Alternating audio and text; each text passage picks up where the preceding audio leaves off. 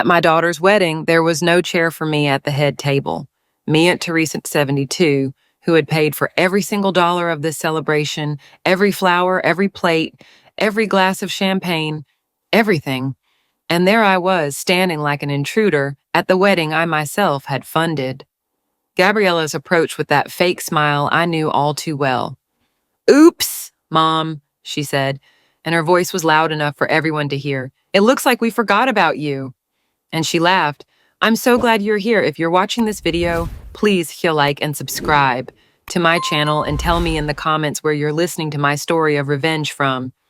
I want to know how far it's traveled." She laughed as if it were the funniest thing in the world. The guests followed suit. Laughter, whispers, pitying glances in my direction. No one stood up for me, not a single person. Jennifer, my daughter-in-law, looked away. The cousins pretended not to see. The family friends continued their conversations as if nothing had happened, as if I were invisible, as if it didn't matter that the woman who had paid for their salmon dinners and wine glasses had nowhere to sit.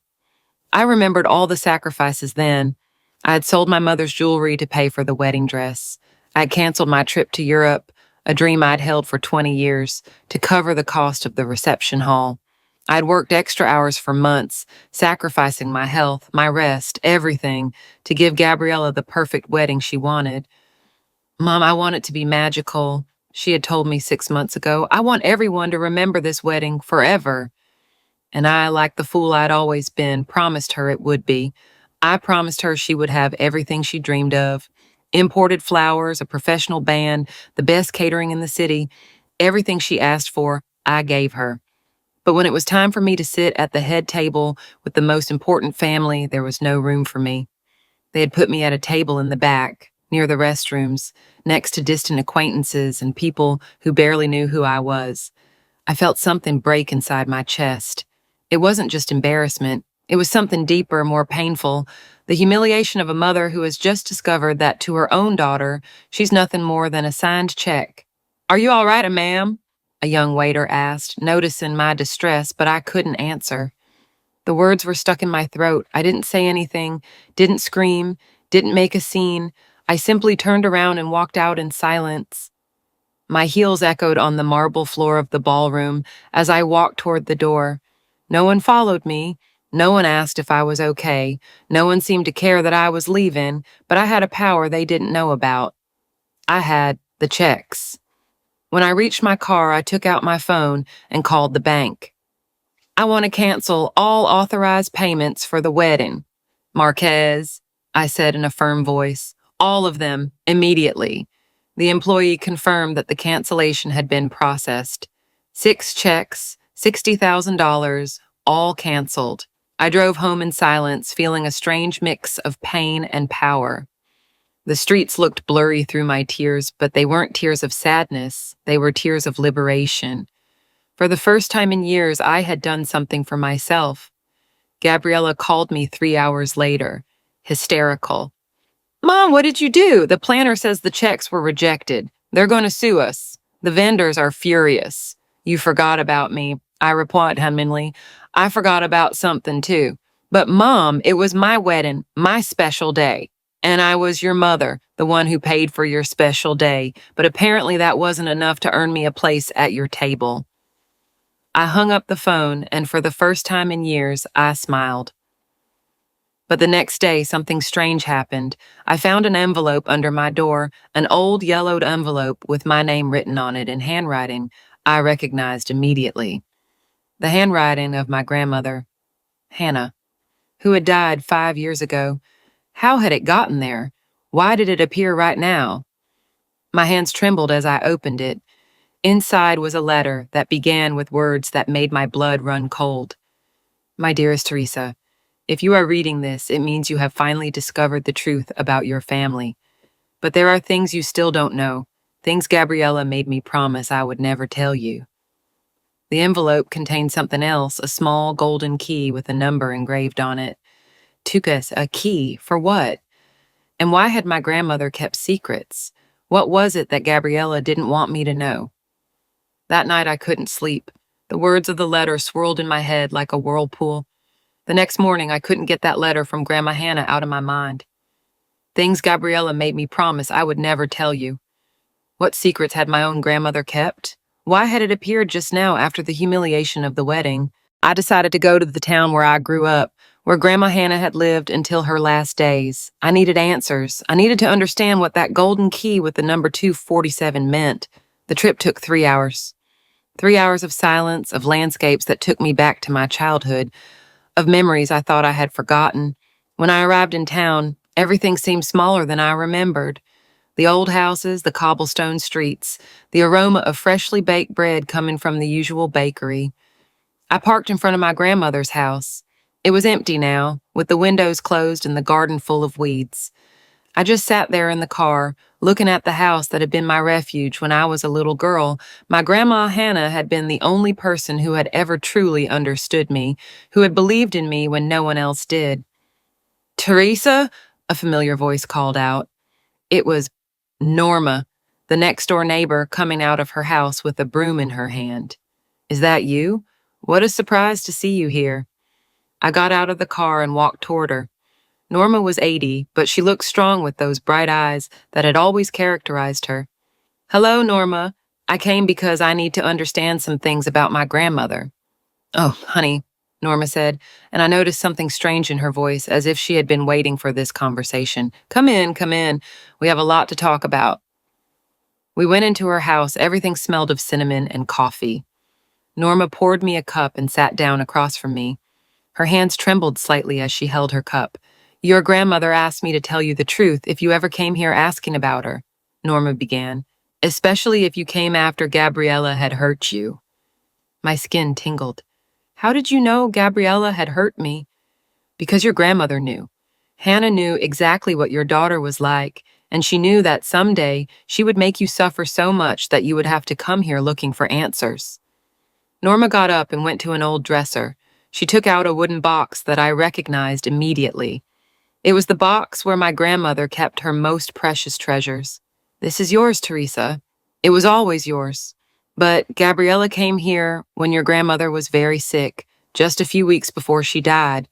She came with tears in her eyes, telling Hannah that you were very stressed with work, that you didn't want to know anything about inheritances or properties, that you preferred everything to be kept safe until you were older."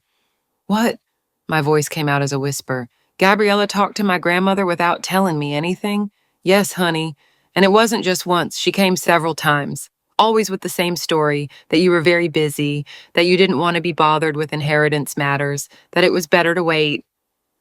Norma opened the box and took out several documents.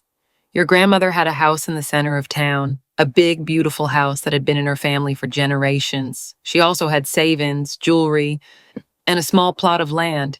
It was all for you, Teresa. All of it." Tears began to stream down my cheeks. "Why didn't she tell me anything?" "Because Gabriella convinced her that you didn't want to know anything until you were older.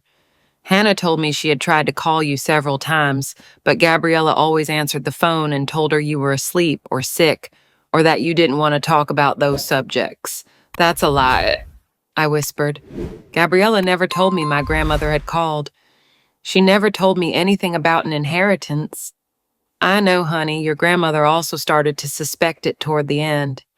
That's why she wrote that letter you found, and that's why she asked me to tell you the truth if you ever came asking."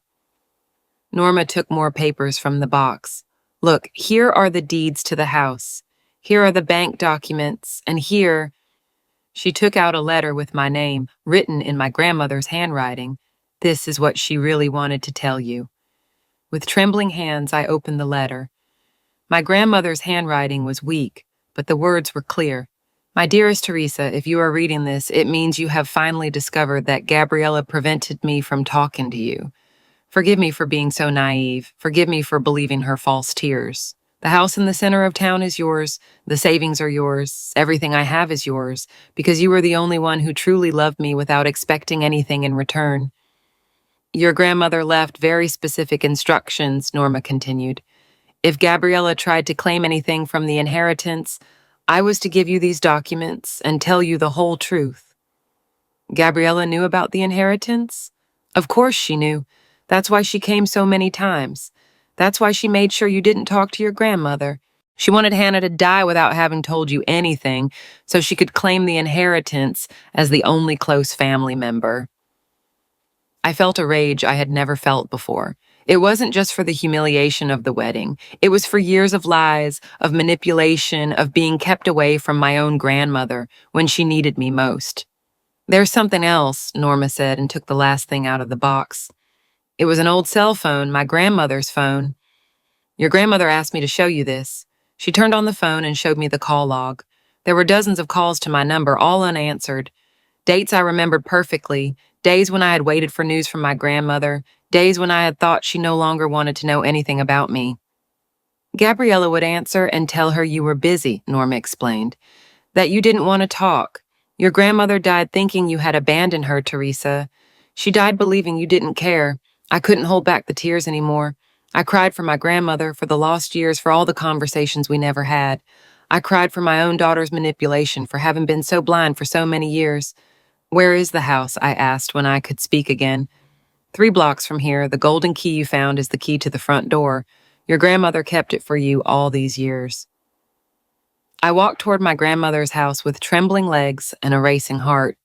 Norma had given me all the deeds, all the documents that proved the property was mine, but more than that, she had given me the truth I had been looking for without knowing it. The house was on the main street of the town, just as I remembered it from my childhood. 2 stories, wrought iron balconies, a solid dark green wooden door. It had been the most elegant house in town in its day, and although it now looked a bit neglected, it retained all its dignity. I took out the golden key and inserted it into the lock.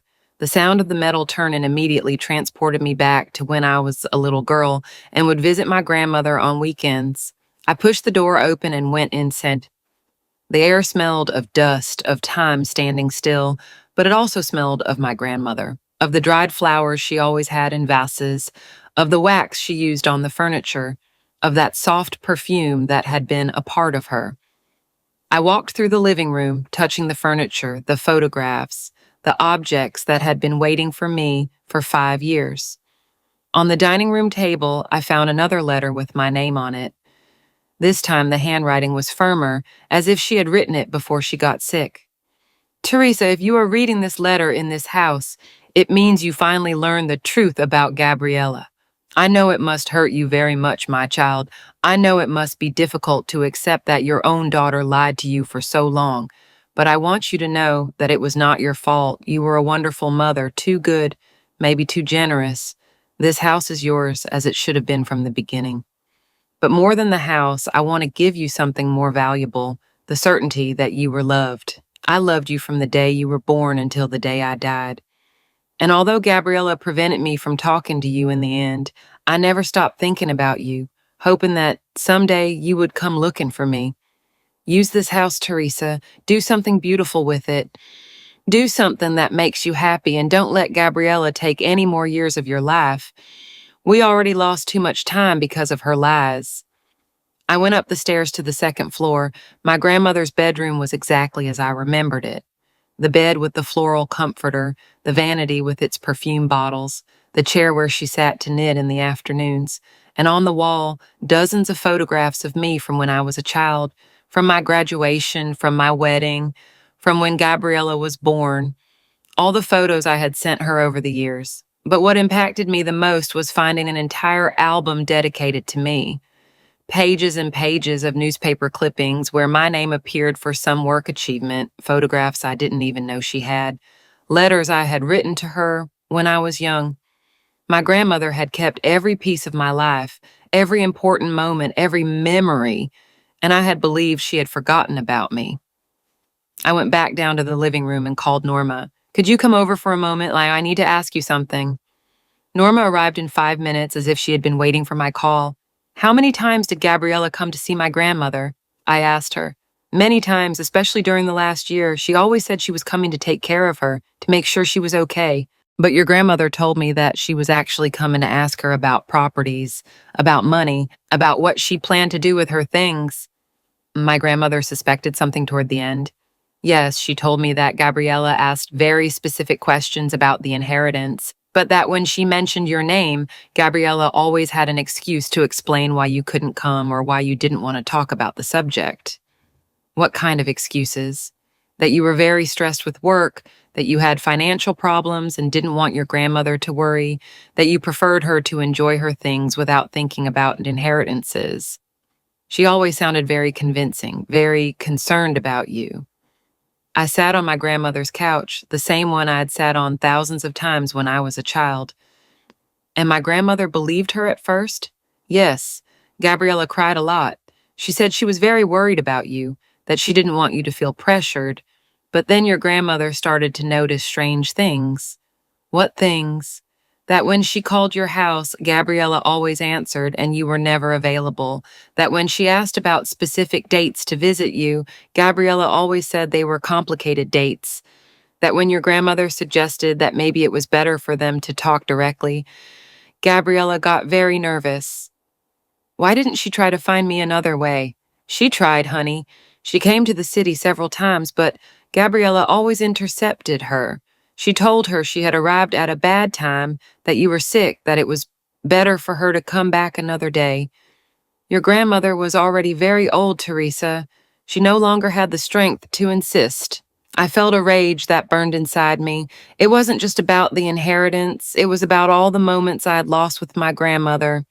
All the times I'd waited for her call, not knowing that she was also waiting for mine, for her funeral, which I had attended feeling guilty for not having been more present in her last days.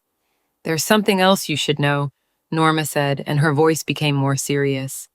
Gabriella wasn't the only one who came to see your grandmother. Hugo also came, the family lawyer. Hugo, the one who handles Gabriella's legal affairs. The very same. He came with Gabriella sometimes, and other times he came alone, always with papers, always talking about legal matters that your grandmother didn't understand very well. What kind of papers? Your grandmother told me that Hugo had made her sign some documents, telling her they were to protect the inheritance until you were ready to receive it. But now that I think about it, those documents could have been something else. Where are those documents? Your grandmother kept them in the safe in her bedroom, behind the flower painting. The combination is your date of birth. I ran up the stairs and looked for the painting. Indeed, there was a small safe embedded in the wall. I dialed my date of birth, March 15, 1952. The safe opened with a soft click. Inside were several legal documents. I read them one by one, and with each page I turned, my blood ran colder. Gabriella and Hugo had prepared a plan to keep my grandmother's inheritance. They had made her sign documents that temporarily transferred the property to a trust with Gabriella as the administrator until I was ready to receive the inheritance. But the most shocking document was the last one, a fake will dated just a week before my grandmother's death, where she supposedly changed her mind and left everything to Gabriella because I had shown no interest in maintaining contact with the family. My grandmother had discovered this fake document. She had written a note in the margin. This is not my signature. This is not my will. Everything is for Teresa. It was always for Teresa. I called Norma again. You knew they had forged my grandmother's signature? Your grandmother told me just before she died. She was very distressed. She told me that Gabriella and Hugo had tried to deceive her, but that she had managed to hide the real documents. She asked me that if you ever came asking, I should show you everything. Gabriella knows the real documents are here? I don't think so. She must think her plan worked, that the fake will is the only thing that exists. Now I understood everything. The wedding had only been the end of a plan that had lasted for years. Gabriella had not only kept me away from my grandmother, but she had also tried to steal my inheritance and had probably paid for that lavish wedding with money she thought would soon be hers. It was time for her to know the truth. I returned to the city with all the documents that proved the truth. During the trip, my mind worked at full speed, planning what I had to do. It wouldn't be enough to simply confront Gabriella. I needed the whole family to know exactly what she had done. I needed Hugo, the accomplice lawyer, to also pay for his betrayal. I called Jennifer, my daughter-in-law, from the road. Despite everything that had happened at the wedding, she had been the only one who hadn't laughed when Gabriella humiliated me. She had just looked away as if out of shame. Jennifer, I need you to do me a favor, I said when she answered the phone. Teresa, about the wedding, I didn't know what I know, honey, but now I need your help. I need you to organize a family meeting. Tell everyone it's urgent, that it has to do with an unexpected inheritance. Tell everyone to come, Gabriella, her husband, the cousins, everyone who was at that wedding laughing at me. An inheritance? What inheritance? Just tell them it's something important that just appeared and make sure Hugo, the lawyer, is also there. It's very important that he is present. Where do you want the meeting to be? At Gabriella's house, in her living room. I want it to be there where they have always made me feel like an uncomfortable visitor. Jennifer hesitated for a moment. Teresa, Gabriella is very angry with you about the checks. I don't know if she'll want to see you. Tell her I have something that belongs to the family, something that can change everyone's financial situation. That will convince her. And it's true. It's truer than she imagines. That night, Jennifer called me back. It's all set. Tomorrow at 6 p.m., they'll all be there. Gabriella is very curious to know what the inheritance is about. Perfect. And thank you, Jennifer. Teresa, are you okay? You sound different. I'm better than I've been in years. The next day, I prepared carefully. I put on my best dress, the pearl gray one that had always made me feel elegant. I did my hair. I put on a little makeup.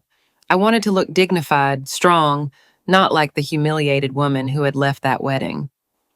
I arrived at Gabriella's house at exactly 6 o'clock. My heart was pounding, but not from nerves, from anticipation. After so many years of being the submissive mother, the one who always gave in, the one who always paid without asking, I was finally going to have my moment of truth. Jennifer opened the door for me. Everyone is in the living room, she said in a low voice. Gabriella has been very anxious all afternoon. I walked into the living room and saw the whole family gathered. Gabriella was sitting in the center like a queen, waiting for good news. Her husband, David, was next to her with that superior expression he always had when he saw me. The cousins, George and DePaul, were on the couch talking in low voices, and in a corner, trying to go unnoticed, was Hugo, the lawyer. Mom, Gabriella said when she saw me come in, and her voice sounded forcedly sweet. Jennifer told us you have news about an inheritance. What is it about? Hello, family, I said, and walked to the center of the room. Thank you for coming. I know you're all curious to know what this meeting is about. Yes, we were very surprised, actually, George said, especially after what happened at the wedding. Ah, yes, the wedding, I said and smiled slightly. The wedding where you forgot to make a place for me at the head table, the wedding I paid for completely and where I was treated like an intruder. Mom, we already talked about that, Gabriella said quickly. It was a planning error. It wasn't intentional. Not intentional, I repeated. Interesting, because I've discovered many things that also weren't intentional, apparently. I took the documents out of my purse and placed them on the coffee table. Everyone leaned forward, trying to see what they were. Hugo, I said, looking directly at the lawyer, do you recognize these documents? Hugo turned pale. I'm not sure what. They are the documents you made my grandmother sign before she died. The documents where she supposedly transferred her inheritance to a trust controlled by Gabriella. The silence in the room was absolute. Gabriella was staring at me with wide eyes, as if she couldn't believe what she was hearing. What inheritance? David asked. Grandma Hannah had properties. Oh, yes, I said. She had a beautiful house in the center of town, considerable savings and land. All of it always intended for me, but apparently Gabriella decided I shouldn't know anything about it. Mom, I don't know what you're talking about, Gabriella said, but her voice was trembling. You don't know? I took out the phone records that Norma had printed for me. These are the calls my grandmother made to my number during the last year of her life. Dozens of calls that never reached me because you intercepted them. That's ridiculous. I have witnesses, Gabriella. I have Norma, my grandmother's neighbor, who saw how you came constantly to convince a sick old woman that her own granddaughter didn't want to know anything about her. George and Paul looked at each other, confused. Is that true, Gabriella? George asked. Of course it's not true. Mom is making things up because she's angry about the wedding. Making things up? I took out the letter I'd found in the house. This is a letter my grandmother wrote in her own hand explaining exactly what you did. Do you want me to read it out loud? No, Gabriella said quickly. It's not necessary. I think it is necessary. I began to read. Teresa, Gabriella came many times to tell me that you didn't want to know anything about inheritances, that you were too busy to visit me, that you preferred that I not bother you with these issues. That's not true, but Gabriella screamed, getting up from her seat. I was just protecting Mom. She was stressed. She didn't have time to be with her dying grandmother. I finished the sentence. How considerate of you to decide for me, Gabriella. Is it true, then, that Grandma Hannah had properties and you didn't tell your mom? Paul asked in a serious voice. It's more than that, I continued. She not only hid the inheritance from me, she also planned to steal it. I took out the most shocking document, the forged will. This is a fake will that Hugo prepared, where my grandmother supposedly changed her mind and left everything to Gabriella. Hugo got up abruptly. I'm not going to stay here and listen to unfounded accusations. Unfounded. I showed him the note my grandmother had written in the margin of the document. My grandmother discovered the fraud before she died. She wrote this. This is not my signature. This is not my will. Everything is for Teresa. My God, Jennifer whispered. Gabriella, what did you do? I didn't do anything wrong, Gabriella screamed. Mom never cared about Grandma. She never visited her. I was the one who was there. You were there manipulating her, I said in a firm voice. You were there filling her head with lies about me. You were there planning how to steal my inheritance. How much money are we talking about? David asked, always pragmatic. The house is worth approximately $200,000. The savings are another $50,000. And the land, well, it's in a rapidly developing area. It could be worth much more in a few years. The silence that followed was deafening. Everyone was looking at Gabriella as if seeing her for the first time. But there's something else, I continued, something that makes all of this even more pathetic. I took out the bank papers that showed the canceled wedding checks.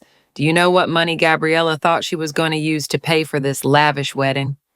With the inheritance money, she thought she was going to steal from me.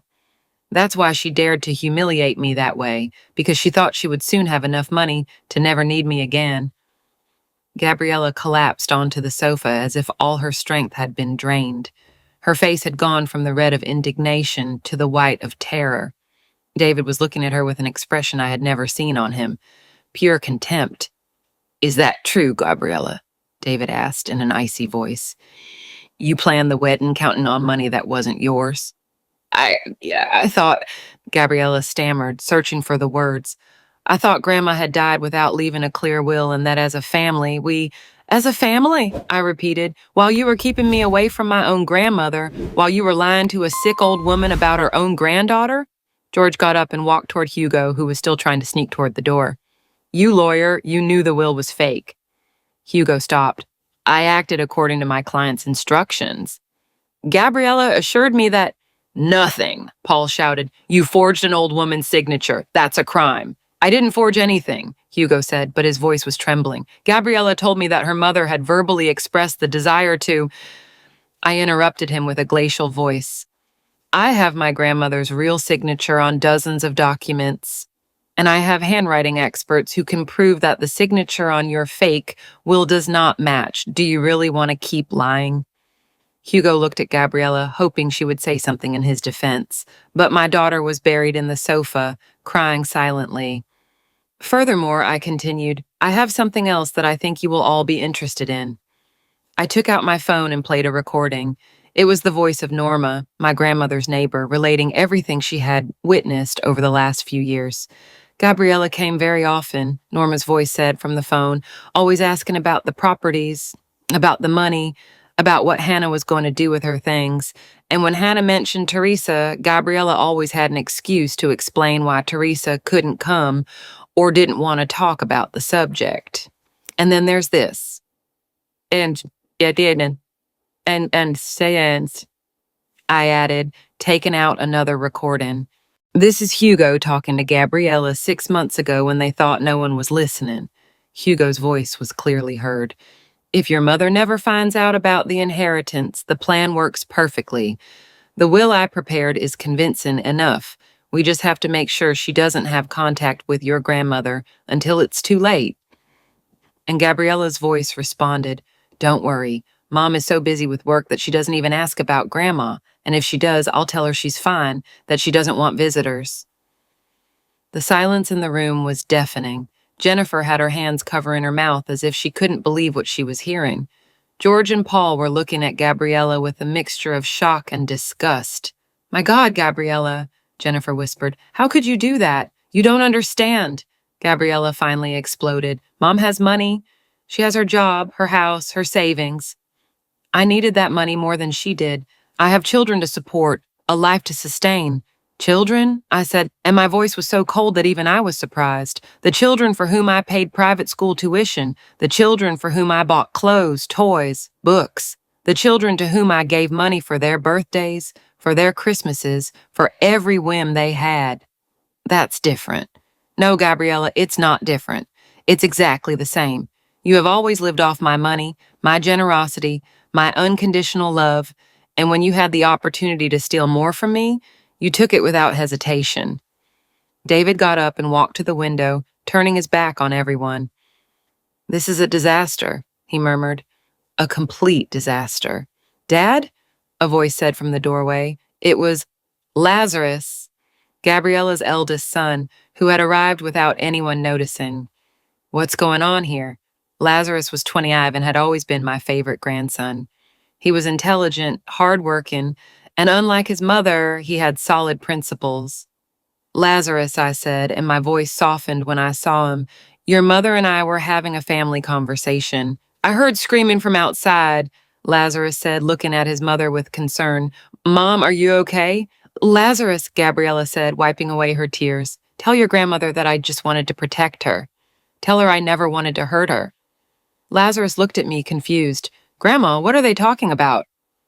I explained everything to Lazarus in 5 minutes. I showed him the documents, I made him listen to the recordings. I told him about the stolen inheritance and about how his mother had kept me away from my own grandmother during her last years of life. Lazarus listened to everything in silence with an expression that went from confusion to horror and finally to shame. Ma, he said when I finished, and his voice sounded broken. Is all of this true? Gabriella couldn't look him in the eye. Lazarus, things aren't as simple as... Is it true or not? Lazarus screamed. Did you steal Grandma's inheritance? Did you keep her away from her own grandmother when she was dying? I didn't steal anything. I just... Yes or no, Mom? Gabriella burst into tears again. Yes, she whispered. But I had my reasons. You had... There are no reasons, Lazarus said and walked toward me. Grandma, forgive me. Forgive me for what my mother did. Forgive me for not having known any of this. Lazarus, you have nothing to do with this, I told him, and I took his hands. You have always been a wonderful grandson. But I live in this house, Lazarus said. I ate at that wedding you paid for. I laughed when Mom said they had forgotten about you. I am part of this. No, my love, you didn't know anything. But I should have known. I should have asked why Great-Grandma Hannah never came to visit us. I should have noticed that you never talked to her. Hugo took advantage of the emotional distraction to move toward the door again. I think it's better if I leave, like this is a family matter. And you're not going it anywhere, George said, blocking his way. We're going to call the police. Document forgery is a serious crime. Wait, I said, but before you call the police, there's something else I want to say. Everyone looked at me expectantly. Gabriella, I said, looking directly at her. For 30 years, I was your mother. I gave you everything I had. I supported you in every decision. I rescued you from every problem. I loved you unconditionally, and you repaid me with betrayal, with lies, with humiliation. Mom, I'm not finished, I interrupted her. But despite all this, despite the pain you have caused me, I'm going to give you one opportunity.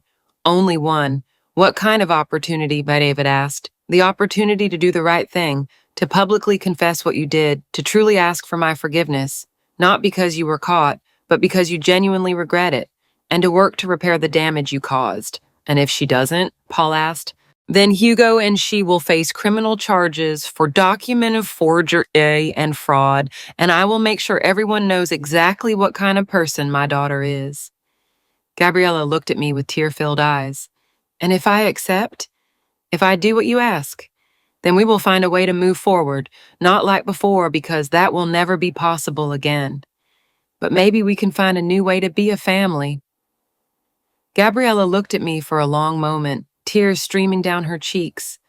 I could see the battle raging inside her, pride against desperation, lies against truth, fear against the possibility of redemption. What would I have to do exactly? She asked in a trembling voice. First, I said, taking a paper out of my purse, you're going to sign a complete confession of everything you did. How you manipulated my grandmother, how you kept me away from her, how you planned to steal my inheritance, a written confession. Yes, which Hugo will also sign, admitting his participation in the fraud. Hugo turned pale. I'm not going to sign anything that incriminates me. Then you prefer to go straight to jail, George said calmly, because those are your two options. Second, I continued, you are going to call everyone who was at that wedding, and you are going to explain exactly what happened. You are going to tell them that I paid for everything, that you deliberately humiliated me, and that you have realized the terrible mistake you made. I have to call everyone, one by one, and you are going to apologize on my behalf for having made them accomplices in your cruelty, even if they didn't know it. David walked toward Gabriella. And what about me? What about our marriage after all this? Gabriella looked at him in desperation. David, you knew I was handling Grandma's affairs. You never asked for details. Because I trusted you, David said bitterly, because I assumed you were honest with your own mother. Third, I continued, you are going to work to pay me back every dollar I spent on that wedding. I don't want your money as revenge. I want it because that money represents years of my work, years of sacrifice that you wasted on a celebration where you treated me like trash. Mom, that's a lot of money. $60,000, I said firmly, the same $60,000 I canceled when I realized I didn't deserve to be there. You are going to get a job, and you are going to pay me $10,000 every month until the sum is complete. And if I accept all that, Gabriella asked, if I sign the confession, call all the people, and work to pay you back, then I will not press criminal charges, but Hugo will face the legal consequences of his actions because he is a professional who knew exactly what he was doing. That's not fair, Hugo screamed. I was just following instructions. You forged a dying old woman's signature, I told him with contempt. There are no instructions that justify that.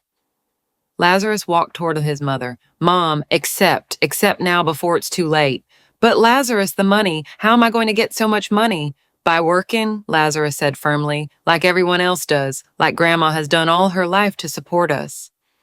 Jennifer, who had been silent throughout the confrontation, finally spoke. Gabriella, I can help you get a job. I know people who are looking for employees, but you have to accept Teresa's conditions. You would help me after what I did? Gabriella asked, surprised. I wouldn't help you for you, Jennifer said. I would help you for Lazarus, for the kids, for Teresa, because a broken family serves no one. Gabriella looked around, seeing the faces of disappointment and disgust of everyone present. She saw her husband walking away from her. She saw her eldest son looking at her with shame. She saw her cousins shaking their heads. Okay, she finally whispered. I accept all your conditions. Are you sure? I asked her.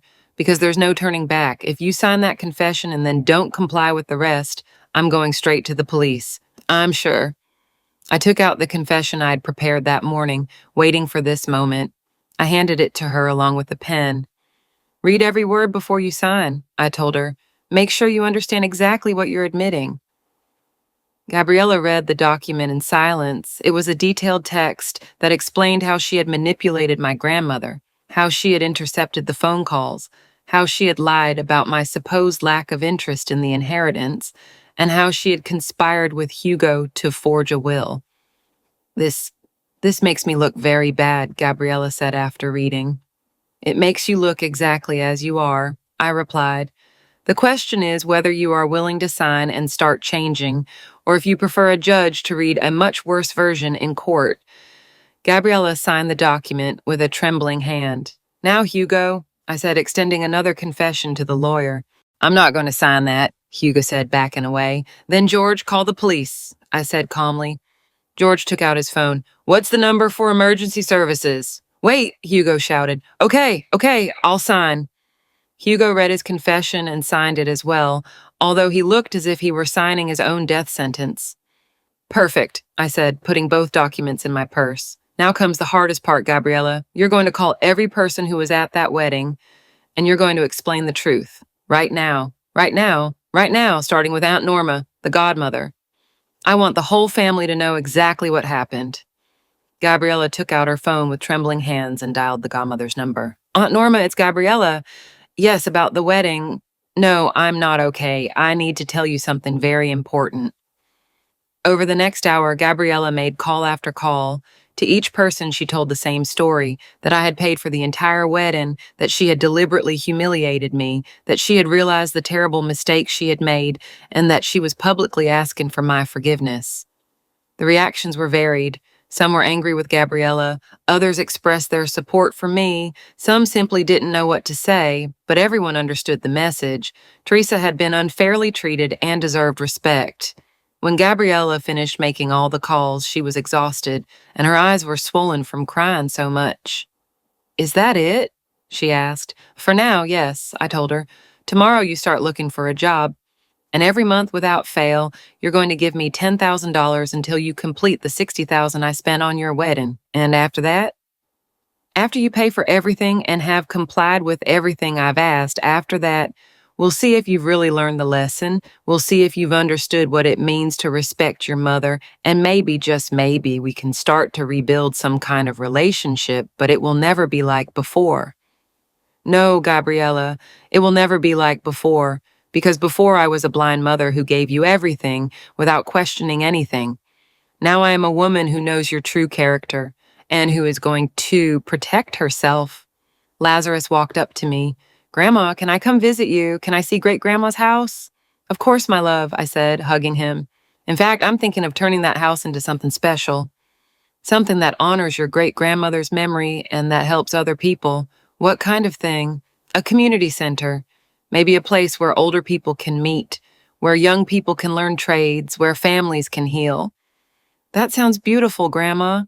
Yes, I said, looking at Gabriella one last time, who was still crying on the sofa. It will be much more beautiful than all of this has been. 3 months after that family confrontation, my life had changed completely. I had moved into my grandmother's house in town, and every morning I woke up with a purpose I hadn't felt in years. The house no longer smelled of dust and abandonment.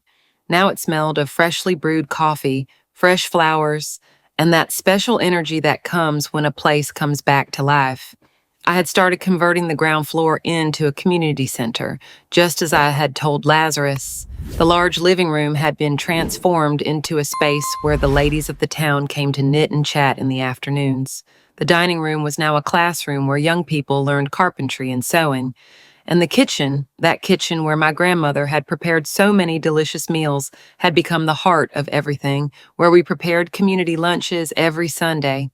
Teresa, Norma said to me one afternoon while we were knitting together, your grandmother would be so proud to see what you've done with her house. I hope so, I replied, looking around. I hope she knows that I finally understood what she wanted to tell me with that inheritance. What's that? That it wasn't just about a house or money.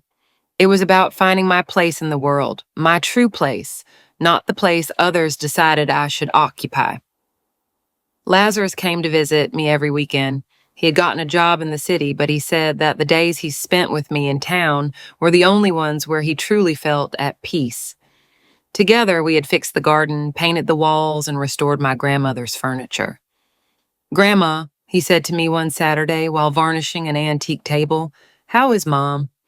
Complying with what she promised, I replied. She has paid me 3 monthly payments on time, and according to Jennifer, she is working in an accounting office.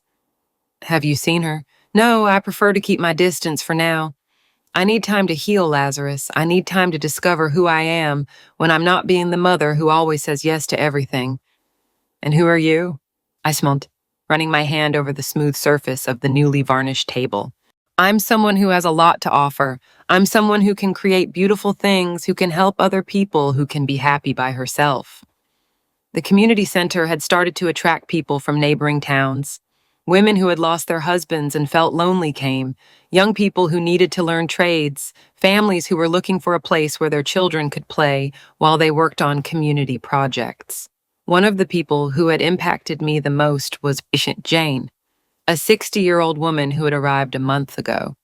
Her story was similar to mine, a daughter who had manipulated her, who had stolen her savings, who had made her feel like a burden. Teresa, Jane told me one afternoon while we were preparing bread for the Sunday lunch. Do you think our daughters can really change? I don't know, I answered honestly, but I know that we can change. We can decide that we are not going to allow ourselves to be treated badly ever again. We can decide that we deserve true respect and love. But don't you miss your family? I miss the family I thought I had, I admitted, but I don't miss the dynamic where I gave everything and received humiliation in return. That afternoon, as I was watering the flowers in the garden, I heard a car stop in front of the house. It was a sound that had become familiar to me because visitors constantly arrived at the community center. But when I turned around, I saw something I didn't expect. It was Gabriella. She got out of the car slowly, as if she wasn't sure she was welcome. She looked different, thinner, with simpler clothes, without the elaborate makeup she always wore. She looked humble. "Hi, Mom," she said when she got close enough. "Gabriella," I replied without stopping watering the flowers. "What are you doing here?" "I came to bring you this month's payment," she said, taking an envelope out of her purse. "And I also came to see how you are. You can leave the money on the porch table," I told her. "You didn't need to come all the way here for that." "I know, but I wanted to come. I wanted to see what you've done with Grandma's house." For the first time since she had arrived, I looked directly at her. There was something different in her eyes. She wasn't the arrogant and manipulative Gabriella from before. This woman seemed broken, but not broken in a way that sought pity, but broken in a way that had accepted reality. "How's work?" I asked her. "Difficult. I'm not used to working 8 hours a day, 5 days a week. I'm not used to being told what to do and how to do it, but it's good. It's good to earn my own money. And David, he moved into an apartment. He says he needs time to think about whether he can forgive me or not. I don't blame him." I put the hose down and sat on one of the porch chairs. "Do you want to sit down?" Gabriella sat in the chair next to me but kept her distance. "Mom, I've been going to therapy." "Therapy?" "Yes, Lazarus told me it was the least I could do, that I needed to understand why I did what I did, why I was capable of hurting you that way. And what have you discovered?" Gabriella was silent for a moment, looking at the garden that Lazarus and I had restored. "That I always saw you as an infinite resource instead of seeing you as a person. That I assumed you would be there forever, no matter how I treated you. That I confused your unconditional love with weakness. And now I understand that I lost the best person I had in my life out of pure greed and arrogance." We sat in silence for several minutes. I could hear the voice of the women who were knitting inside, and the laughter of the children playing in the backyard, the sound of the hammer of one of the young men who was learning carpentry. "What is all this noise?" Gabriella asked. "It's my new life," I replied. "It's the community center I'm creating with your grandmother's inheritance. It's a place where people come to heal, to learn, to feel useful. Can I see?" I took her through the house, showing her each transformed space. I introduced her to Jane, to the other women, to the young people who were learning trades. I explained each project, each future plan, each dream I had started to realize. "This is incredible, Mom," she said when we finished the tour. "And it's like you found your true calling." I found it when I stopped focusing on being the perfect mother and started focusing on being Teresa. Is there any possibility that I could be a part of this someday?" "What do you mean?" "I don't know. Help out in some way, contribute instead of just taking, show that I can be a daughter you can be proud of." "Gabriella," I said, taking her hands for the first time in months, "that possibility has always existed, but it has to be real. It has to come from an authentic place, not from guilt or fear of the consequences." "How can I show you that it's real?" "Finish paying me what you owe me. Keep working on yourself with therapy. Learn to value people for who they are, not for what they can give you. And maybe in a few years we can start to build something new. But we will never be like before. No, Gabriella, we will never be like before, because before it was a toxic relationship where I gave everything and you took everything. If we are going to have a relationship in the future, it will be between two adults who respect each other." Gabriella nodded, and for the first time I saw real humility in her eyes. "I understand, and I accept those terms." "Good. Then keep working on yourself, and maybe someday you can come here not as the daughter who needs something from me, but as the woman who wants to contribute to something beautiful, 2 years had passed since that conversation on my porch. 2 years in which my life had blossomed in ways I never imagined possible. The community center had become the heart of the town and several neighboring towns. We had workshops in carpentry, sewing, baking, gardening. We had created a community library, a dining room for older people, and even a small theater where young people presented plays every month. I had found my true self in those spaces full of life. I was no longer Teresa, the mother who always said yes. I was Teresa, the community leader, the woman who had created something beautiful from the ashes of her pain. Gabriella had religiously complied with all her payments, and every month without fail, the envelope with the $10,000 arrived. Sometimes she came to deliver it personally, other times she sent it with Lazarus. When she came, she always stayed for a few hours, helping out in any way she could, observing, learning. She never asked for anything. She never tried to regain her old place. She was simply there, available, different. "Grandma," Lazarus said to me one afternoon while we were painting the walls of the new classroom, "I think Mom has really changed."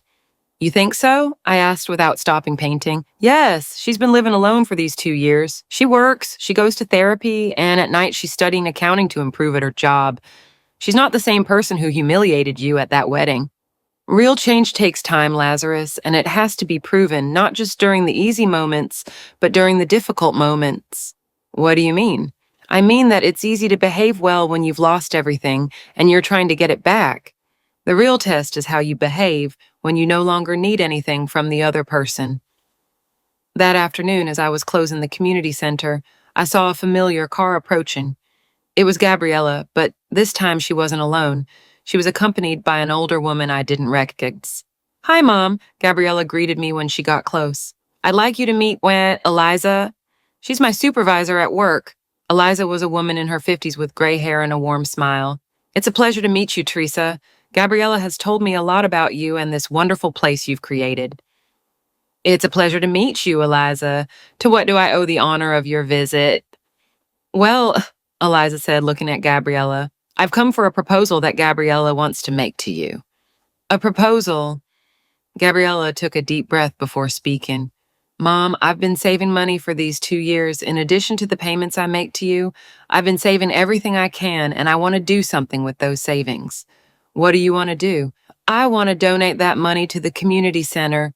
I want to help expand the workshops, buy more equipment, create more programs." I was silent, processing what I had just heard. "How much money are we talking about?" $30,000, Gabriella said. "I know it's not much compared to everything you've invested here, but it's all I have. And why do you want to do this?" "Because I've seen what you've created here, Mom. I've seen how you've helped so many people, how you've given hope to families that were broken like ours, and I want to be a part of something good for the first time in my life." Eliza walked toward me and he said, "Teresa, I've worked with Gabriella for 2 years. At first it was difficult, and I'm not going to lie to you. She was arrogant. She expected special privileges. She complained constantly, but little by little she has changed. Now she's one of my most reliable and hardworking employees." "And does this donation affect her financial situation?" I asked Gabriella. "It affects my savings, but not my ability to live. I have my job. I have my small but comfortable apartment. I have what I need. I want to use this extra money for something that really matters." "Gabriella," I said, sitting on one of the garden benches, "why is it important for you to do this?" "Because my whole life I've taken from you and never given anything in return. Because I've seen the pain I caused you, and I want to do something to heal it. And because I have found peace here, in this place you created." "Peace?" "Yes. When I come here and I see all these people working together, learning, helping each other, I feel like for the first time I understand what true wealth means. It's not money, it's not material things. It's this, the human connections, the purpose, the knowledge that you are contributing to something bigger than yourself." Eliza nodded.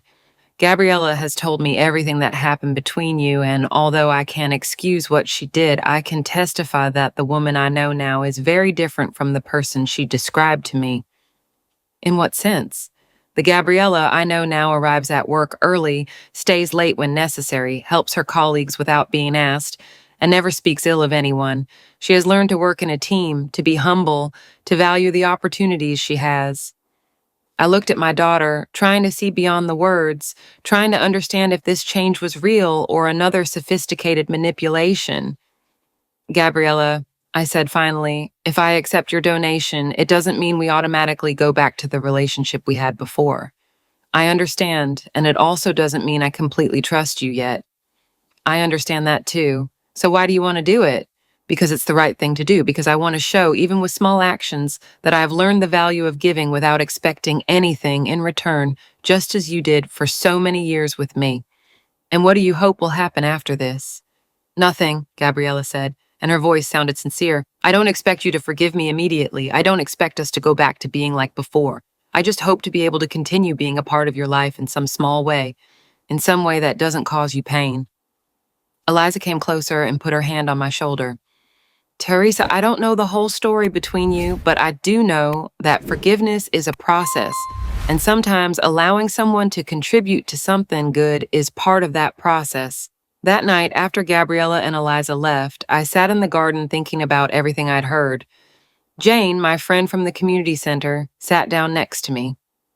Are you going to accept the donation? She asked me. I don't know, I replied.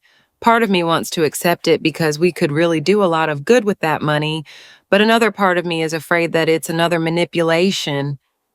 What does your gut tell you? My gut tells me that Gabriella's change is real, but my experience tells me I should be careful. And what happens if you accept the donation but maintain the boundaries you've established? What do you mean? You can accept her contribution to the community center without automatically accepting that everything is forgiven. You can allow her to do something good without compromising your own healing. Do you think that's possible? I think you have shown over these 2 years that you are capable of making wise and firm decisions. I trust that you will do what is right for you. 3 days later, I called Gabriella. I accept your donation, I said without preamble, but with conditions. What conditions? First, this money goes directly to the community center with its own separate accounting record. Second, you will have no control or influence over how it is used. Third, this does not change the boundaries I have established in our relationship. I accept all those conditions. And there's a fourth condition. What? I want you to come and work as a volunteer at the community center 2 Saturdays a month, not as my daughter trying to earn my forgiveness, but as any other volunteer who wants to contribute. Really, but you have to follow the same rules as everyone else. No special privileges, no different treatment. I accept, Gabriella said, and I could hear the tears in her voice. Thank you, Mom. Thank you for giving me this opportunity. Don't thank me yet, I told her. Show me with your actions. 5 years had passed since that humiliating wedding that changed my life forever. 5 years in which I had learned that sometimes the worst betrayals can become the best liberations. I was sitting in my grandmother's garden, watching the sunset paint itself orange and pink over the mountains that surrounded our small town. The community center had grown beyond my most ambitious dreams. We now had 3 buildings: the original, where the workshops and the library operated, a second building that we had built with donations from the entire region, where we had the community dining hall and rooms for events, and a third, smaller one that we had converted into a temporary residence for women who, like Jane, had needed a place to heal after toxic family relationships. Grandma, Lazarus said to me, approaching with a cup of tea in his hands, how do you feel? Complete, I replied, taking the cup and feeling the comforting warmth between my fingers. For the first time in my life, I feel completely at peace with myself. Lazarus had graduated from college and had decided to move to town to work with me at the community center. He had become my right-hand man, coordinating the workshops for young people and developing educational programs that attracted visitors from all over the region. Do you know what day it is today? He asked me, sitting in the chair next to me. Of course I do. It's the anniversary of my Grandma Hannah's death. Do you think she would be proud of what you've accomplished? I looked toward the house that had been hers, now full of life and purpose. I think she would be surprised. I never imagined that the inheritance she left me was not just a house and money, but an opportunity to discover who I could be when I stopped defining myself by what others expected of me. At that moment, we heard the sound of a car approaching. It was Gabriella arriving for her volunteer shift, as she had done religiously for the last 3 years, but this time she was accompanied by someone. Hi, Mom. Gabriella greeted me when she got closer. I'd like you to meet Black Carmen. She's a woman who is going through a similar situation to the one I went through, and I thought maybe we could help her. Carmen was a woman in her 40s with eyes swollen from crying and that lost expression that I recognized all too well. It was the same expression I had had that night after the wedding. Hi, Carmen, I said in a soft voice. Do you want to sit down and tell us what's going on? Carmen sat down with us and slowly told us her story.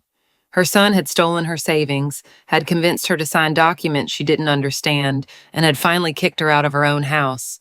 It was a painfully familiar story. I don't know what to do, Carmen concluded, wiping away her tears. I have nowhere to go. I have no money, and my son says that everything that happened is my fault for being so naive. Carmen, I said, taking her hands in mine, what happened to you is not your fault. And you have options, even if you can't see them now. What options? Well, for starters, we have a temporary residence here at the community center. You can stay there while you decide what you want to do with your life. We also have job training programs, free legal aid, and a support group for women who have gone through similar situations. Really? Carmen asked with a glimmer of hope in her eyes. Really, but the most important thing I want you to understand is this. Your life isn't over. This can be the opportunity to discover who you are when you're not being manipulated by someone else. Gabriella listened in silence, but I could see in her eyes that she was remembering her own transformation process. During these 3 years as a volunteer, she had worked tirelessly, without expecting special recognition, without asking for privileges. She had helped dozens of women like Carmen and had found in that work a way to heal her own guilt.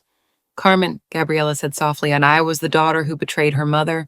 I was the one who manipulated, who stole, who humiliated. And I can tell you that when I finally accepted responsibility for my actions and started working to repair them, I found a peace I had never known. Did your mother forgive you? Carmen asked. Gabriella looked at me, waiting for my answer. It was a question we had avoided for years, a conversation we knew we would eventually have to have. Forgiveness, Bayan, I said slowly, is not a single event, it's a process. And after 5 years, I can say that I have forgiven Gabriella, but not in the way she expected at the beginning. What do you mean? I mean that I have forgiven her, but our relationship never went back to being what it was before, and that's okay. Now we have a new relationship based on mutual respect and clear boundaries.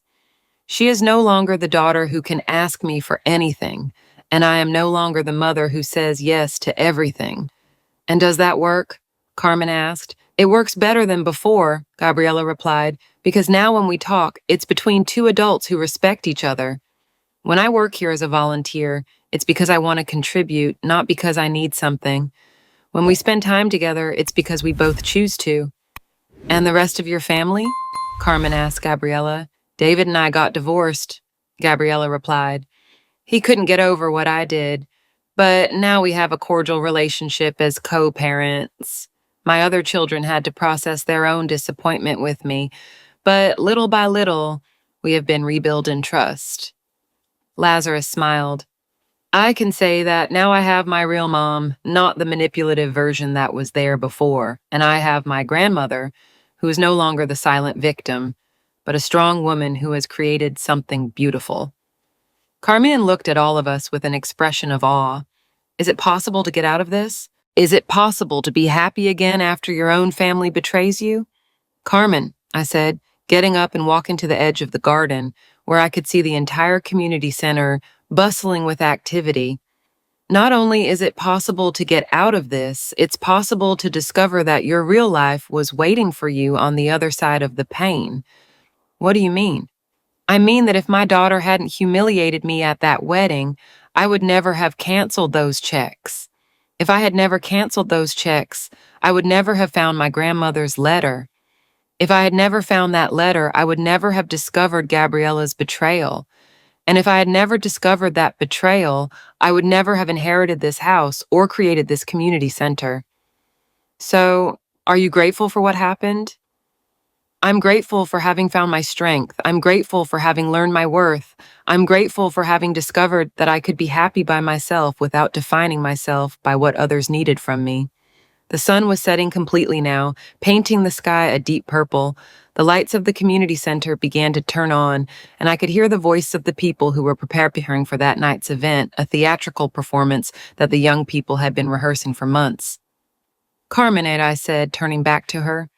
Tomorrow you can start your new life.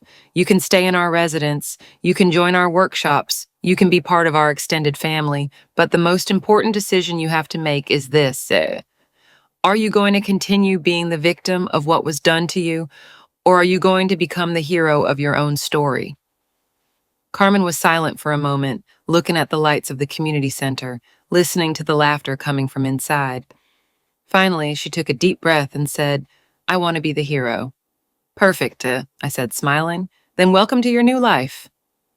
That night, as I walked through the hallways of the house my grandmother had left me, I thought about all the twists my life had taken.